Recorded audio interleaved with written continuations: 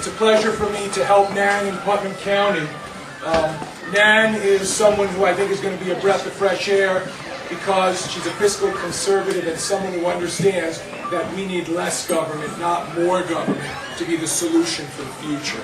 So Nan is someone who's thought very much about the district and is going to be out there quite a bit over the next 10 months, reaching out to as many people as possible. So we want to make sure that anyone who wants to get involved, to please go to nanhayworth.com, speak to Nan.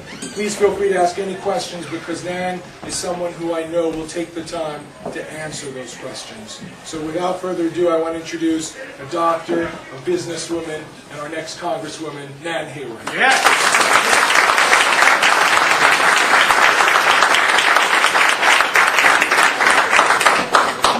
Thank you, everyone, and thanks in particular to Lisa Douglas, whom I admire greatly for her leadership within this pivotal and crucial movement. And Lisa's daily emails are fascinating compendia that I hope everybody gets a chance to read. They are well worth your time. And congratulations to my fellow candidates who are here tonight. Greg Ball, for success.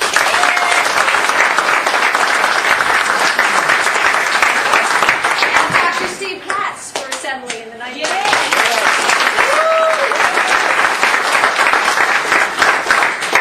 About an hour ago, I was in Mayapack, and I was on Route 6, and I was at the stoplight. And I looked a little bit to my right, and there was a historical marker. And as you know, the Northeast is well populated with historical markers. This is a place of rich history. We are making history today, tonight, as we speak. This particular marker honored Sybil Ludington.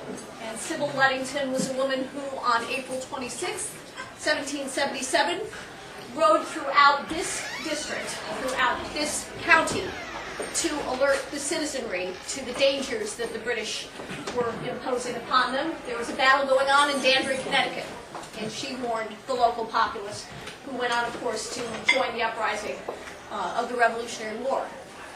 Sybil's ride occurred 1 week after the Battle of Lexington and Concord, which was the first American victory in the Revolutionary War. And how resonant that is for us today. The state of Massachusetts, as we all know, is about to undergo the next Battle of Lexington and Concord in this new American Revolution. Scott Brown is running for the U.S. Senate, as you know, and he's not running for Ted Kennedy's seat. He's not running for the Democrat seat. He's running for the people's seat.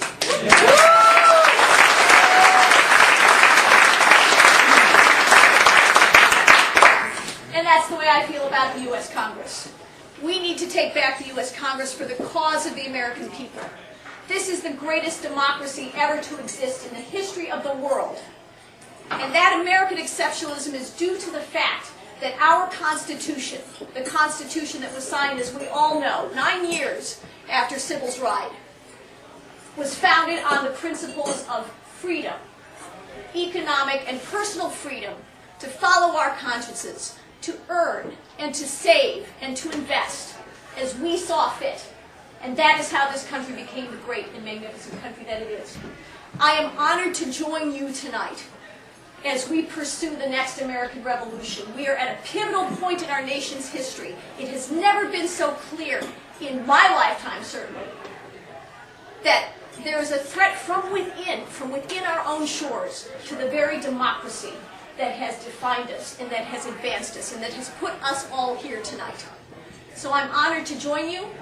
As Joe has said, I am absolutely a proponent of smaller government, of limitation in the size and scope of the federal government, consistent with what was defined in our Constitution. It is being trampled upon today.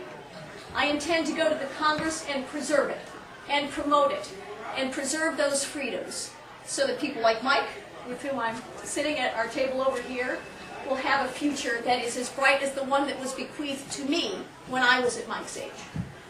So I thank you for what you are doing. I thank you for allowing me to join you.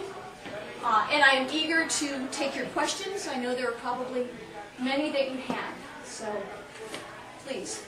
Yes, sir. What do we do if this health care goes through as far as notification, repeal, Right. etc.? Right. Well, as you know, Chris Chicola, everybody on Chris Chicola's list for the Club for Growth. Anyway, I'm a member of the Club for Growth, and that, of course, is one of the organizations that is a strong advocate for smaller government. And he has started a movement called Repeal It. Every challenge that can possibly be leveled against this bill will be leveled.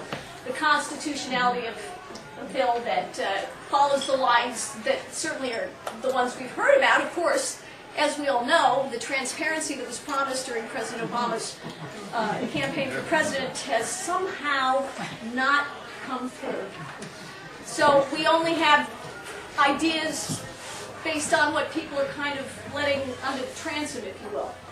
But if it takes the form that it sounds as though it will take, I'm sure the constitutionality of this bill will be challenged, and it should be, and I will be active in that process. Absolutely. Nan, what's your position on term limits? Mike and I were just talking about that. Mike's a member of GO.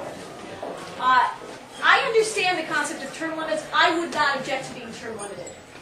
I also feel, however, that, and maybe it's not a however, maybe it's just an also, that if we have greater transparency, which we don't have now, if we have greater accountability, if we also alter the process of delineating congressional districts so that the politics that now taint these gerrymanderings, and we see it in New York State, if we can rationally construct congressional districts, for example, in the way in which the state of Iowa does, with a nonpartisan commission, we would probably have fewer problems with term limits. I think our democracy would be more open. But would I object to being term limited? No, I would not.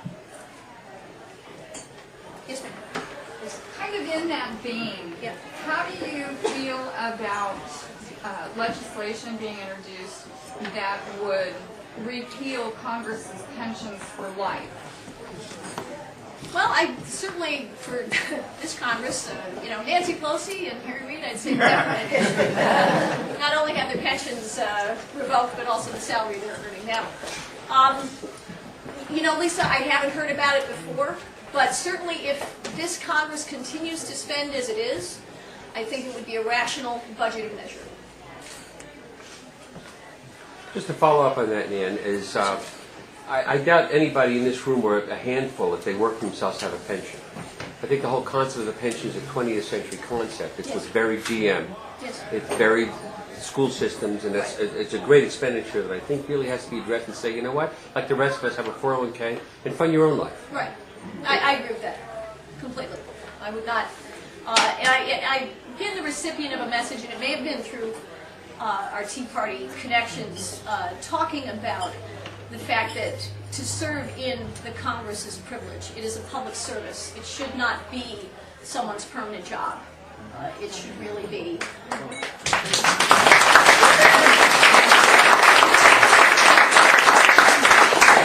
We're here to serve you, not the other way around. Yes, My sir. question, I'm going to ask of all three. I would just want to know your position, regardless of what it may have been in the past, on the separation of the soul and the body of an unborn citizen.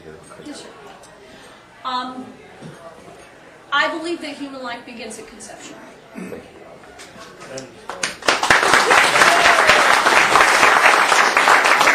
I know it does, so. No, I do. I am pro-choice. I'm not being false in any way. But I do understand and believe that human life begins at conception. And I have thought very hard about the issues involved with abortion. It is not easy. It's not, I think, as straightforward as all of us would like it to be. I think it should be rare. I think it should not be used as birth control. And I don't think it should occur late in pregnancy.